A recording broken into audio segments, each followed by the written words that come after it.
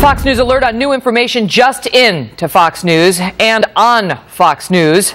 Now finding ourselves in the middle of what is now a growing series of reports about the Department of Justice targeting reporters and investigating media leaks. Welcome to America Live, everyone. I'm Megyn Kelly. This is a stunning twist in the Department of Justice investigation of U.S. journalists. As we learn, not one but three Fox News staffers are now caught up in DOJ investigations into media leaks. Remember last week it was the Associated Press, and Eric Holder justified it by saying this is one of the worst leaks in my career I've ever seen. Well, is this one of the worst too? Because you did the same thing to James Rosen.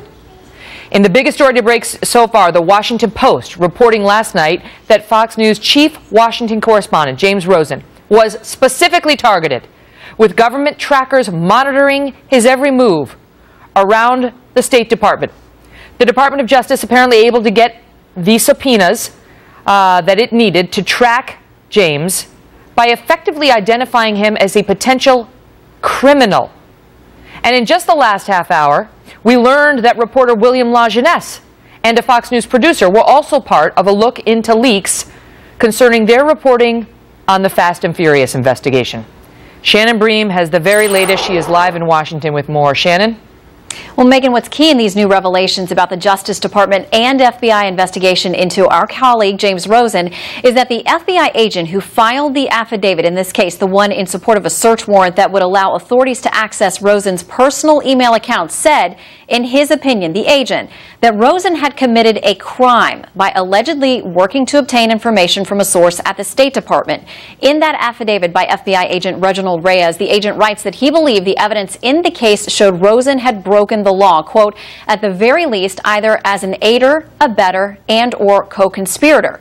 Now, Rosen says he was never contacted by the government, despite this in-depth investigation, which, according to the Washington Post, including obtaining that search warrant, not only for his personal email account, it also was tracking his movements by examining the use of his security badge as he was coming and going, working at the State Department. Also out today, you mentioned this report by the Inspector General at the Justice Department investigating a potential leak to the media regarding Fast and Furious, that controversial gun-walking operation. The report mentions two Fox employees, reporter William LaJeunesse and producer Mike Levine. The report quotes from emails from both Levine and LaJeunesse, and what we don't know at this point is if the sources within the Justice Department may have shared those emails with investigators or if the Fox employees' accounts were directly accessed by investigators. It's simply a question we cannot answer at this point. I'll point you to this. A portion of the IG report states that investigators, quote, issued an administrative subpoena to a communication service provider to identify the subscriber of a personal email address. We don't know who that belonged to. Well, the news all comes today against the backdrop of controversy over the Justice Department's secret sweep of phone records for 20 phone lines used by dozens of Associated Press reporters. Megyn? All right. Let's just back up a minute here, because in the case of the Associated Press, one of the most outrageous pieces of that leak investigation is the fact that the DOJ gave no notice to the Associated Press. They just went into court. And let me tell you, as somebody who practiced law for 9 years, you go into court and you ask for a warrant, you have a subpoena that you want signed, and you have no adversary. It's pretty easy to get when no one's arguing against you, and it's just you talking to the judge saying, trust me, I really, really, really need this, especially when you've got the imprimatur of the DOJ, okay?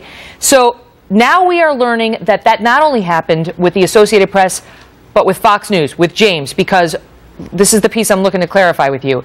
Not only did James not have noticed that they wanted to snoop on his personal phone calls and emails, his personal communication records, but Fox News was not provided notice either?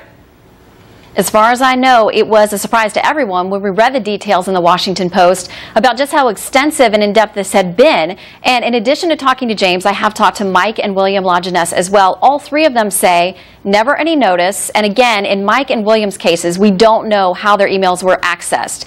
But all three of our colleagues say they were never contacted by the government, essentially before potentially accessing all kinds of personal information and going in and getting those search warrants. This is incredible. There is a process that is set up when there have been leaks to protect national security, as there should be.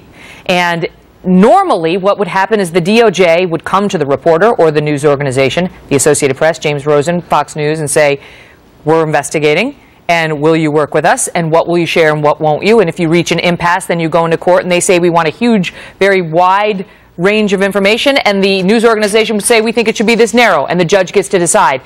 In both of these instances, we are talking about a Department of Justice that just unfettered, to use the DOJ, the administration's favorite word, went in there and said, give it to us, because there's this exception to get us around the notice requirement when national security is truly at issue. And that's what we understand happened in both cases, correct?